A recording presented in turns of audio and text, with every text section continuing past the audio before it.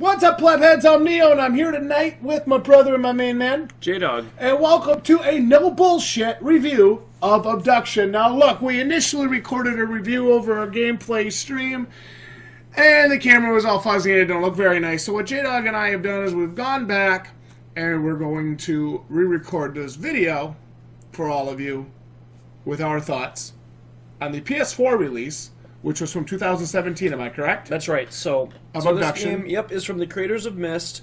And what we were talking is basically, when Myst came out in 1995 or whatever, that was kind of the game. Yep. That might have been, at least for us at the time, it was like the only game. One of them. Okay? That and Carnivores. Yeah. So it was pretty much like one of the only games we had to play. So you put up with a lot of its shortcomings. And you put up with how difficult it was, at least for kids of our age. Yeah. At the time, 12 and 13 years old. But it was cool. The environments were awesome. And, if you could ever figure out what the hell you were doing, yeah, you could tell your friends about it and you'd feel pretty great. So here's Obduction, which is a fully 3D world. And actually, there's 4 different worlds you go to in this game from the same creators. So where Myst basically confined your movement and confined what you could and couldn't interact with, this game doesn't. So imagine if you played Myst as a free walking game where you could look and interact with almost everything. That game would have taken forever to figure out what you could and couldn't do and what was and wasn't important. And that's one of the biggest issues with this game, is that there is almost zero actual, this might be relevant, this might be relevant. It could be hidden in there, but it's very hidden.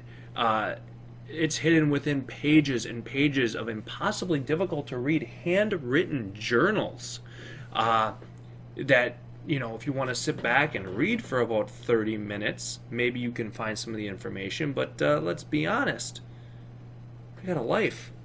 And I have a real life outside of playing video games. So sitting there and reading 30 minutes worth of journals is not my idea of a good time. It's heinous. Especially when they're hard to read. So this game literally allows you to interact or look at or roam to almost every object. And the worlds are not small. They are massive. And the puzzles can't really be done in any order. They have to be done in a certain order for the most part because, if you basically were to do the ending puzzle first, you could just bypass the whole game. So how the hell do you know where the first puzzle is? Well, you can go and talk to this guy that you meet, and he'll give you some really cryptic information about what you need to do. Because, that's a great way to lead players in the right direction. So good luck figuring out what he's trying to tell you. So for me, this game was incredibly obtuse. Incredibly difficult to figure out where you were going, why you were going there, and what to do once you got there. Now, the one thing I will say, the environments at least were good. The same sense of awe and wow that I got when I played Myst way back, when I wasn't as bald as I am now, I get now. I got from this game. Awesome environments, interesting story, just enough allure and mystery to keep me going, but the only way I was able to ever solve anything is by looking at a guide to help me. So this game never gave me that sense of accomplishment that I crave from puzzle games. That's a great puzzle game, like The Witness, will teach you what you need to do and will present you with difficult yet solvable problems based upon what you know. Now, the teachings in this game might be there. I won't sit here and pretend like they might not be. The problem is they're buried, and they're difficult to find unless you're willing to put in an obscene amount of time, or have a photographic memory, or are willing to put in an obnoxious amount of attention to detail. All things that I guess I'm just not willing to do in this day and age. So I think some of the disappointment from the game is basically because of the type of person I am, and what I look for from games, and the way I interact with that media. And, you know, I just never felt like I was really accomplishing something. I always felt like I was trial and erroring. I felt like I was clicking buttons and hoping for the best. I was flipping switches and hoping I got the right one. That type of thing. And that never really makes me satisfied. I want to know that I'm doing the puzzles right. I want to know that I'm actually in the right area to do the right puzzle. In a game like The Witness, for instance, when you go to a puzzle that has 3 or 4 different rules combining in it, for those of you that have played it, and you don't know what to do, it's pretty easy to realize that you don't know what to do, and that you might be in over your head. And in this game, you don't really know if you know what you need to know or not. And that's where the disappointment was. It was never, okay, I don't think I've seen that answer yet. It's more of, which of the 100 journal pages could that answer be buried on? Or what section of the wall, what writing on the wall could that be? Or what graph did I miss?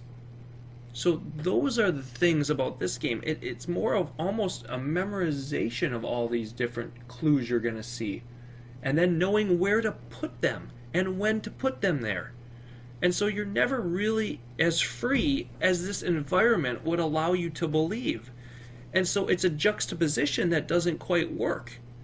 The environment says, come and explore and solve at your pace. But the puzzles can only be solved when you're supposed to solve them. And for me, that's a huge disappointment. It's like an illusion of freedom. Exactly. It's missed. It's Mist's core gameplay from 1995 in a beautiful shiny package from 2017. And unfortunately, it just doesn't work. And that's the bottom line. Now, could this work for you, this game? If you can take the Mensa exam and get into that, I'd say you probably could do this. If you have a photographic memory, you may be able to do this game on your own. Or if you are willing to put in obscene amounts of time into memorizing or recording details, you would be able to probably beat through this on your own.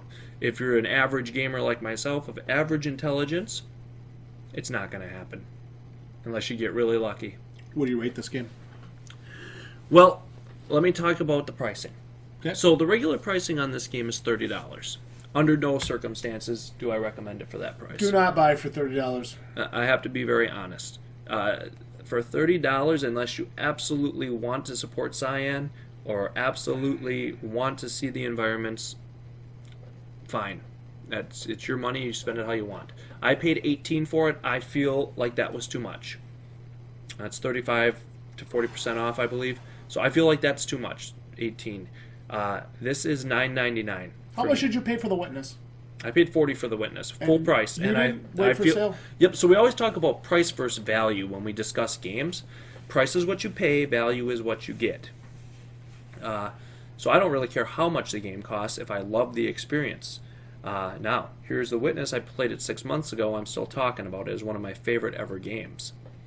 I paid the full $40 for that game and enjoyed the hell out of it and would recommend it at $40.